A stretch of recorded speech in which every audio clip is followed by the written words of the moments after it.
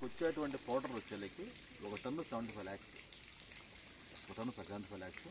తర్వాత వచ్చేళ్ళకి పైన ఆకులు ఉన్నాయి కదా, ఈ ఆకులు వచ్చేళ్ళకి రెడ్ సైడ్ గ్రీన్ టీ ఇంకా మనం వస్తున్నది, రెడ్ సైడ్ గ్రీన్ టీగా వాడతాం అనమాట.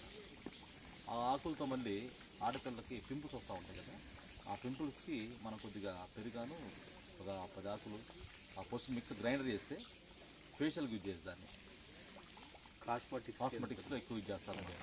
కాస్మెటిక్స్లో ఫేషియల్స్ కానీ, తర్వాత ఆల్కహాల్లో కూడా యూజ్ చేస్తారు. ఇది ఆల్కహాల్లో యూజ్ చేస్తారు.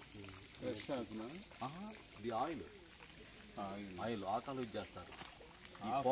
ఆకు నుంచి ఆయిల్ కాదు, మామూలు దీంట్లో ఆయిల్ వస్తుంది కదా, లీటర్ ఆయిల్, ఆ లీటర్ ఆల్కహాల్ యూజ్ చేస్తున్నారు.